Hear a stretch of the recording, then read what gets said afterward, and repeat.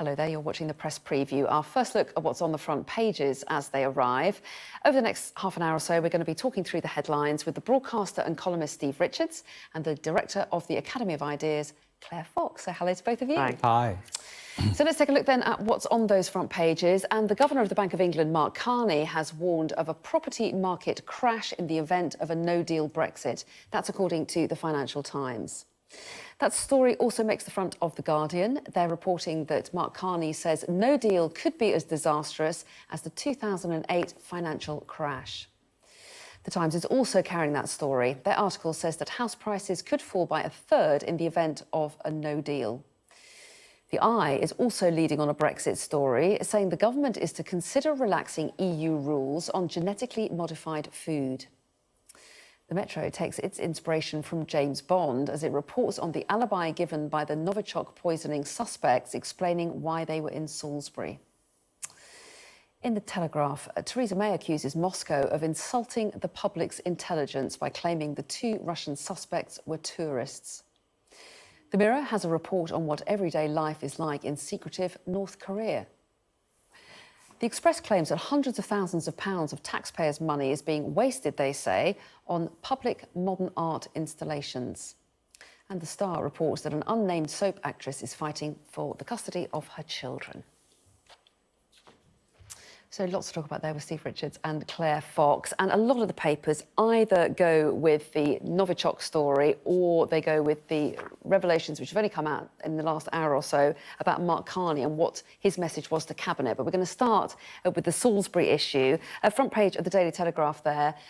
They focus in their headline, at least, on what Theresa May had to say about these two men who appeared on television, the two suspects. Yeah, they've also got the quotes from the two suspects. If it was, to use that overused term, a spinning operation where they were briefed to say certain things to prove their innocence, it was a sort of clunky spinning operation. I mean, you know, they were apparently there to visit the clock, which they add was the oldest of its kind in the world that's still working. I didn't know about this clock. All that and the spy was 123 metres. Yeah, they knew everything about it. I mean, it was, if it is a crude attempt at preparing these two to sort of convince the world that they were there to visit this clock, it was a rather sort of clumsy exercise. It was a sort of extraordinary appearance in that respect. In that sense, I think it's just extraordinary, isn't it? Exactly as you say, because you think, you know, if this is kind of Putin's secret state, then it's a bit like B-movie gone mad, right? I mean, they don't sound very convincing. It's a mad story. Nobody believes them. Nobody anywhere believes them, by the way. I think and then other people will say, yes, but it's thrown in, it's been done this way precisely to throw kind of doubt on the whole story. I did hear earlier, actually, on Sky, you were interviewing somebody who was saying, look, they don't really look like Secret Service. This is more likely to be kind of the criminal class, and there's a whole range of criminal gangs. And I think I'm still a bit confused because I just don't know as to exactly who ordered this hit, because there's so many murky aspects of that. And I'm still anxious about just saying it's Putin's Russia that ordered it, because I feel that if we're making fun of them for doing James Bond, we ourselves have got to be a bit careful about not just doing the kind of Cold War rhetoric in a way, because none of it makes any sense to me. That's the main thing. And it's interesting that you said making fun of them, because there has been a certain amount of ridicule, hasn't there, about the holes in their story. So let's just take a look at the front page of the Metro, shall we? Because they've had a slightly jokey headline, "For your spies only," the suggestion that these two men had flown 2,000 miles just to see Salisbury Cathedral, and then on day one they got there and they were put off going to see the cathedral because it was a bit slushy, there was a bit of snow, melted snow, and these men had come from Russia. So there were a lot of people saying there are a lot of holes in this tale. This performance is easy to mock and has been mocked in all of tomorrow's papers. But I completely agree with Claire that lots of the information remains very murky, and we've got to be careful in that lofty mocking. We don't fully understand the chain of command. We don't quite understand what the motive was of these poisonings, and we don't understand the role of these two precisely and what form it took. So while it's easy to mock this bizarre tourist excursion as explained by them. There is so much grey stuff in this whole narrative that a degree of caution, I think, is still required in the way it's reported. I think that's the thing is because I think that we don't quite understand who was poisoned, you know, who they were in terms of why they were poisoned. I mean, why? Who they are as individuals. Why? What I mean is, but who they are in the kind of, why is the Russian government coming over to, you know, Britain and doing this? I simply say that because there are so many conspiracy theories, and I feel that we need a slightly cooler head in terms of just pointing out. I do think that this is hilarious today, and we can all enjoy it because it is funny. I've enjoyed the fact that the Salisbury Cathedral and the Salisbury City have come out in a big PR tourist campaign, and they've kind of enjoyed it, and they're saying, yes, we are a world famous. Why wouldn't you fly across the world for us? And putting out information. We can all enjoy it, but there is a kind of serious side to this, which is people kind of talk about what's happened in Salisbury in terms of kind of a precursor for war. I've seen people, serious journalists, saying things like, these are our enemies, we must have nothing to do with Russians, you know, this is war, and so on and so forth. And I think, goodness, you know, we ought to be careful about hyping this too much. So what should the next step be? I'm just going to bring in The Guardian as well, because you picked out that as well, with which has, again, got a similar photograph from the interview. But they also say Number 10 calls Salisbury suspects' interview blatant lies. What should Number 10 do now? They have not asked for their extradition because Russia has a blanket policy of not extraditing their nationals. But I heard it said today that should Number 10 actually formally ask for extradition, does that then put Russia on the wrong side of the law, not turning these men over to try and get justice in court? Well, I think you raised the question, which is Number 10 have to be careful at ramping up the rhetoric without being entirely clear about what they want to do in response to it. So, you know, in some respects, the United States responded in a more robust way than the UK when this initially happened, for example, for all kinds of complicated reasons. So I think, you know, I don't know what they should do, but I think they should be careful about implying they're going to act in the most incredibly robust way when they're not quite clear whether that is the most feasible practical response.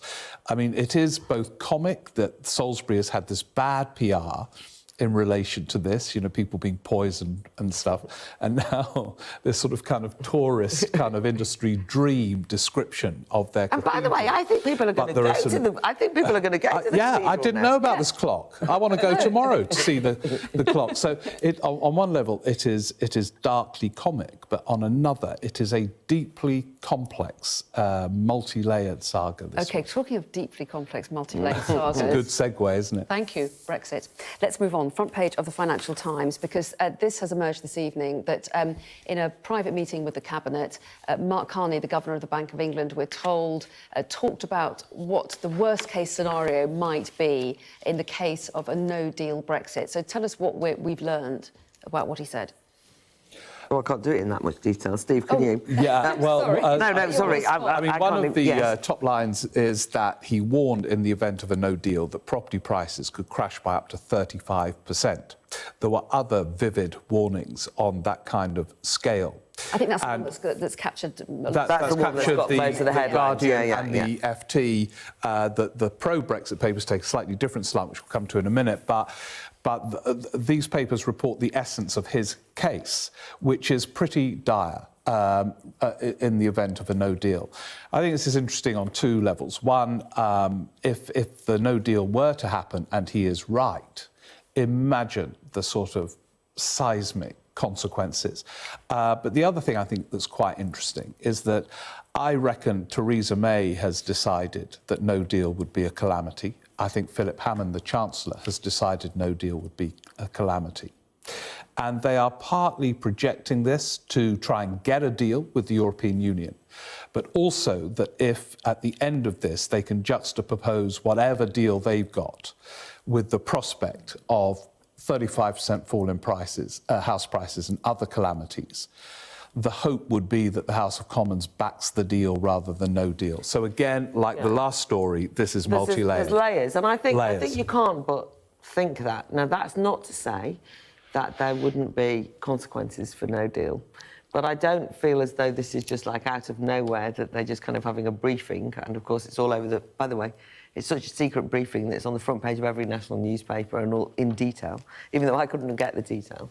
And also, you know, there's kind of quite. I mean, it's interesting just to say that how scary this is. So Andrea Leadsom, a famous Brexiteer, says she observed that a housing crash would hit older voters hardest, a demographic group that had favoured vote leave. So, you know, this is a scenario. Well, Let's have, what if you haven't got long, I'm going to show the front page of the Telegraph because you wanted to talk about a Leave backing paper. The FT, of course, was a Remain backing paper. Carney criticised for Brexit property gloom, and that's the line that's been aimed at Mark Carney before as well, hasn't it? That he was too gloomy in his predictions over Brexit. So do you think he'll just face that kind of backlash again, and people won't take what he says? He will from hardline Brexiteers, but in a way, he's got no motive to sort of, you know, distort and exaggerate. I think this is his analysis of what would happen in the event of a no deal. He might prove to be wrong if there is a no deal. I suspect he may well prove to be right. But the way someone like him, a kind of neutral and literally outsider observer from Canada, is dismissed too easily is really dangerous. I think these people have to... All right, yes, OK.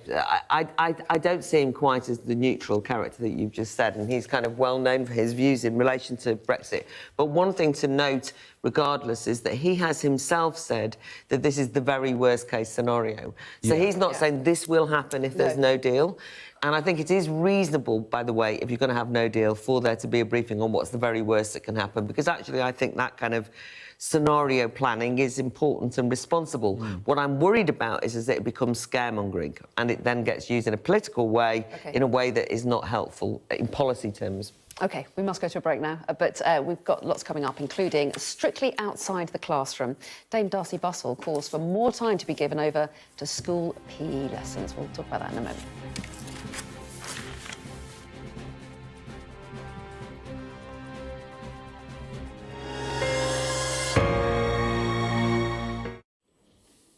Welcome back. You're watching the Press Preview. With me tonight, Steve Richards and Claire Fox. We're going to take a look at the front page of The Eye, and their headline there, UK open to GM food revolution after Brexit. I think that the reason I chose this story is because, as we know, a majority of scientists voted Remain or argued for Remain and stay in the EU.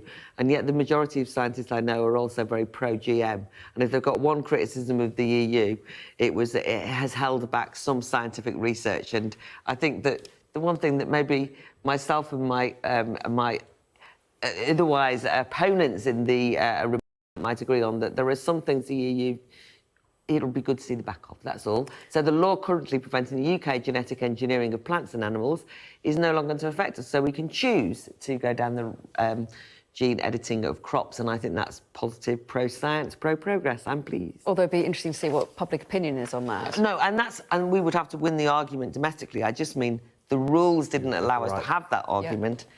And a lot of scientists who are fans of the EU will be pleased. That's it. OK. We're going to rush on because we've not got a huge amount of time and we're trying to canter through a few stories. So the front page of The Times, you've picked up the top story there about the Archbishop of Canterbury and some criticisms he had in the last few days. Yeah, I mean, he made a powerful speech the other day in which he focused on a range of things which he thought was a reflection of a kind of economy which had gone out of control, from the 0 hours contracts to the widening levels of inequality and the global market and so on. And it was an interesting and thoughtful speech.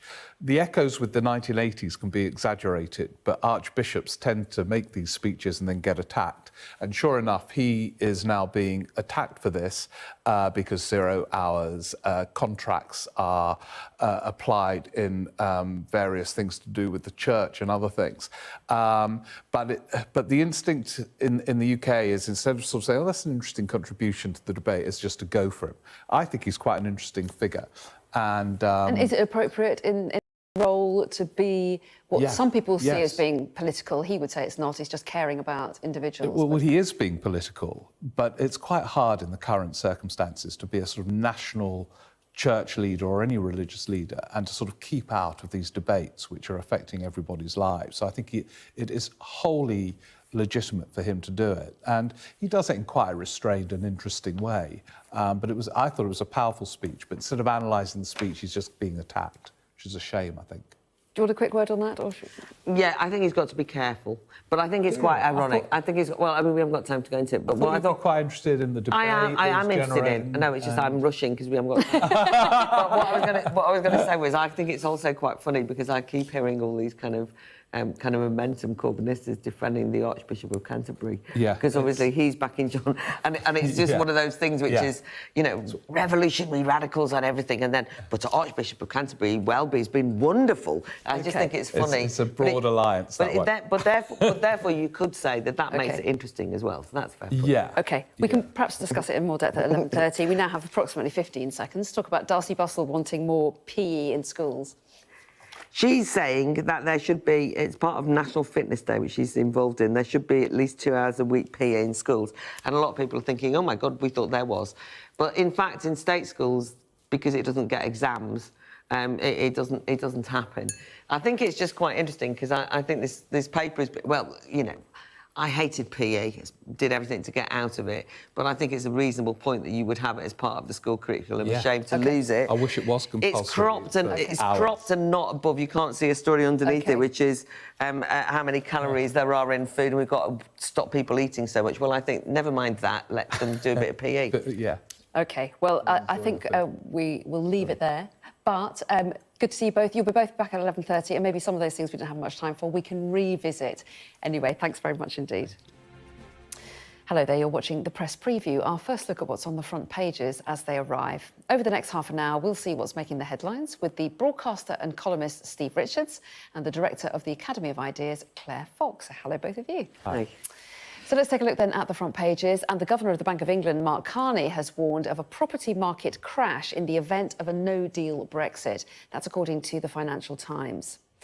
That story is also on the front of The Guardian. They're reporting that Carney says no deal could be as disastrous as the 2008 financial crash. While The Times reports that house prices could fall by a third in the event of a no deal. The Eye is also leading on a Brexit story, saying the government is to consider relaxing EU rules on genetically modified food. The Metro takes its inspiration from James Bond as it reports on the alibi given by the Novichok poisoning suspects, explaining why they were in Salisbury. In The Telegraph, Theresa May accuses Moscow of insulting the public's intelligence by claiming the 2 Russian suspects were tourists.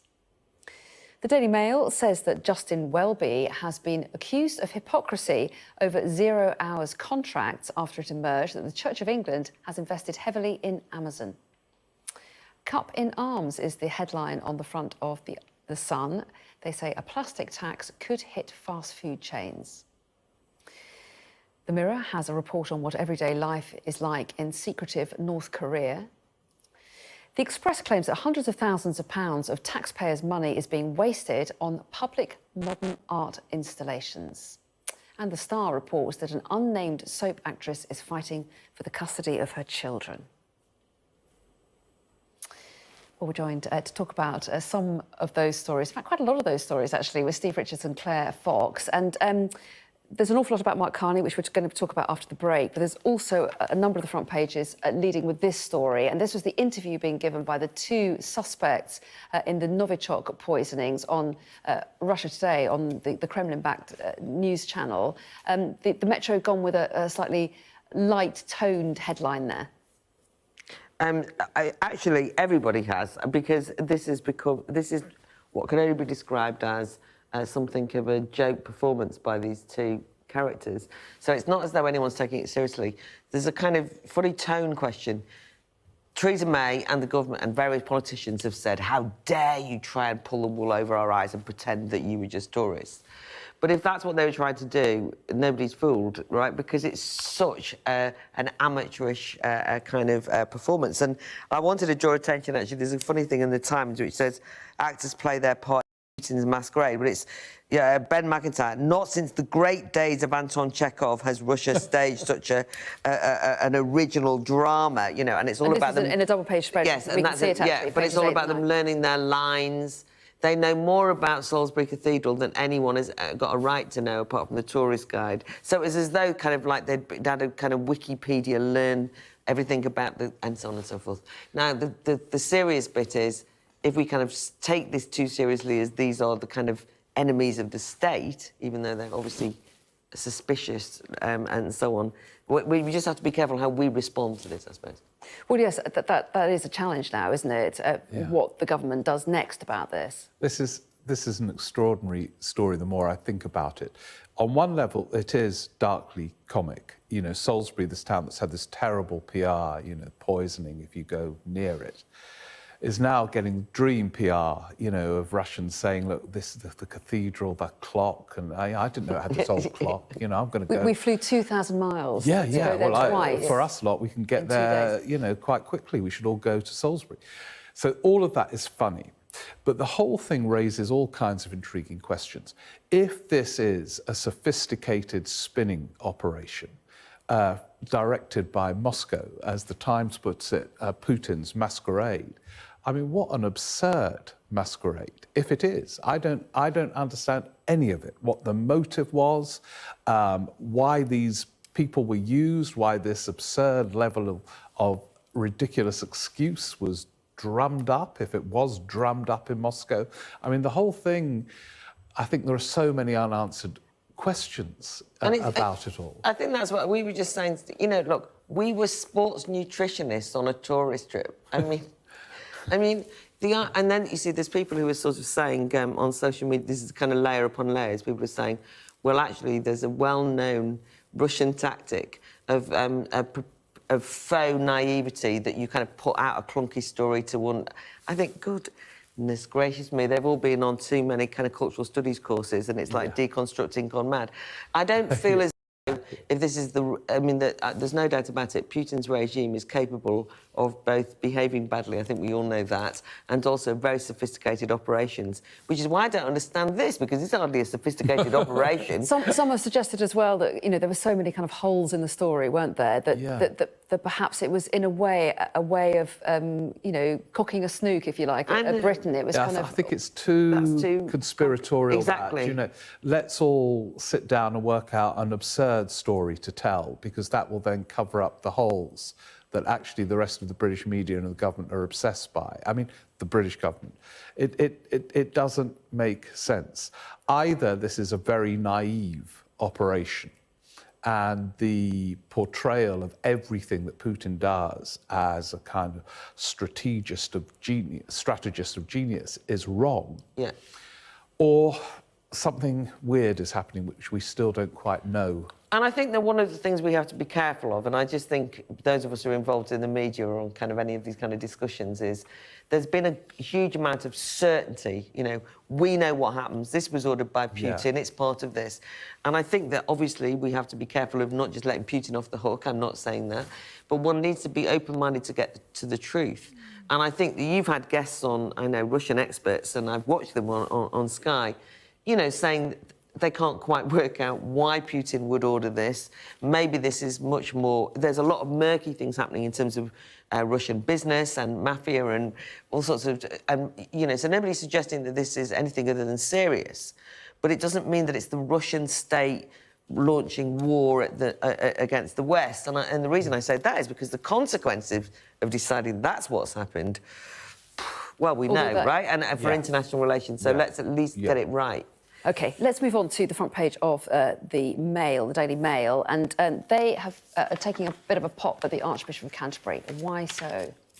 It's quite interesting, actually, because the Mail last week, under its new editor, I think his first edition, led with a story about the Archbishop in quite a flattering... They put the case that the Archbishop was making on a series of things.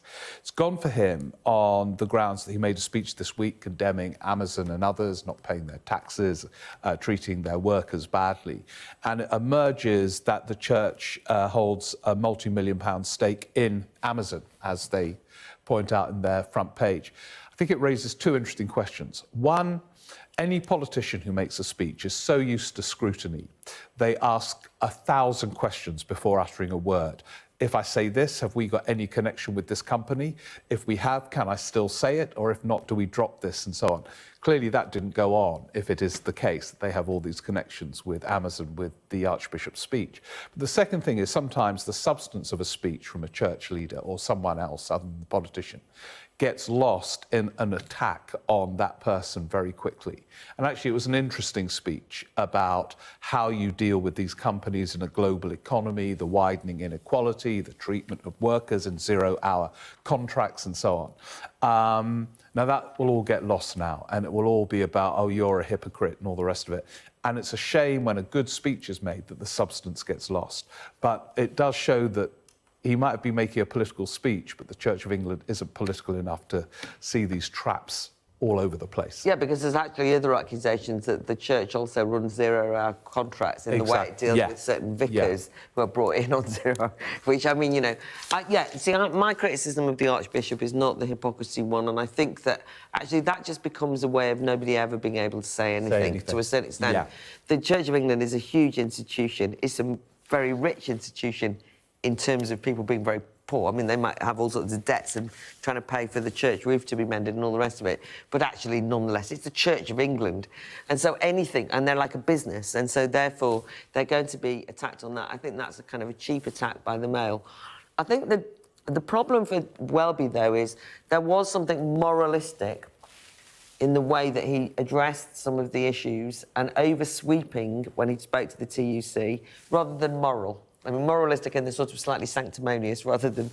And I think it wasn't subtle enough for me. So without going into the details, I think that if you're going to start painting in those large stripes, kind of like, anti-business, the whole of the welfare problem, government's strategy being wrong, when in fact there's elements of it. I think that you can see what happens. He kind of opens himself up. But I think that he raised interesting issues. I think the church should be able to. And I have quite enjoyed the fact that, we've had an interesting liaison of a lot of people who support Corbyn and Momentum supporting the Church of England, which is an unusual moment for British politics. But you see, I think this happened in the 80s as well, the Archbishop of Canterbury raised issues about inner cities and was immediately condemned. But actually, that Archbishop had some quite interesting things to say. I think you can enter these debates, you've always got a duty to do so. And of course, you become political.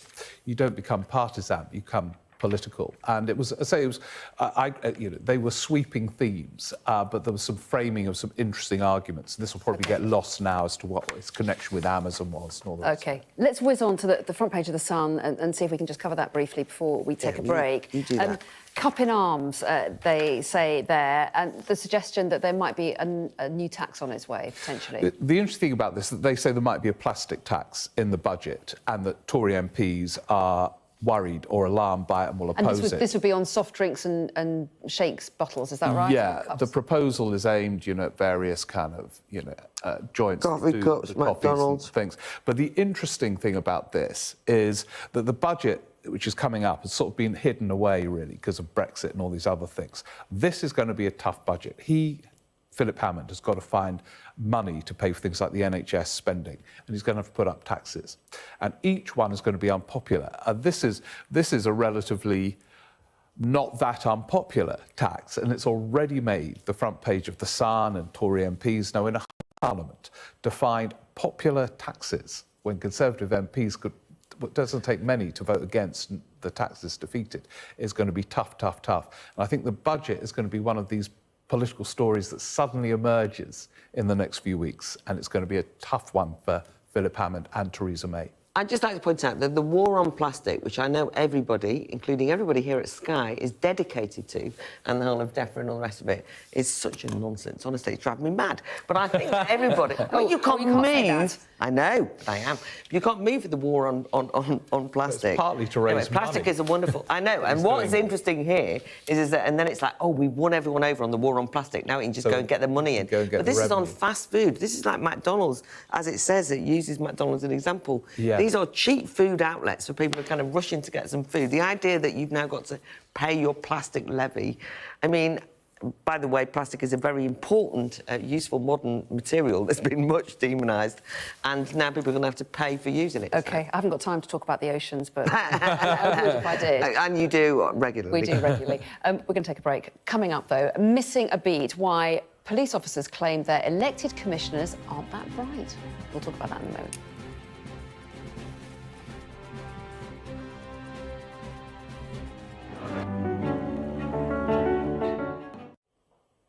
Welcome back. You're watching the Press Preview. With me tonight, Steve Richards and Claire Fox. Across quite a few of the front pages are Mark Carney's assessment, as delivered, we're told, to the Cabinet. The worst-case scenario in a no-deal Brexit, suggesting that property prices could fall by as much as, some of the papers say, by as much as 30%. This is the double-page spread in the Mail. Tell us why you picked out this bit of coverage. Well, I think, you see, what I should be saying is Mark Carney, you know, head of the Bank of England, how dare he scaremonger about the no-deal Brexit. This is a man who's going around frightening everybody about what's going to happen if we get no deal, blah, blah, blah. And you'd think I would be saying that reading the Daily Mail. So what is significant is that the Daily Mail has got Carney house price crash warning in a kind of rather sombre tone. So I think it says that the Mail has changed tone. With the new editor, you think? With the new editor, and I think it's significant. So I actually do think that Carney is overly scaremongering, and I do think there's problems, but I think it's absolutely significant that one of the newspapers that's most associated with, as it were, calling out Romaniacs from the big banks and would normally, one would have expected to have had quite a condemnatory tone to Carney, aren't.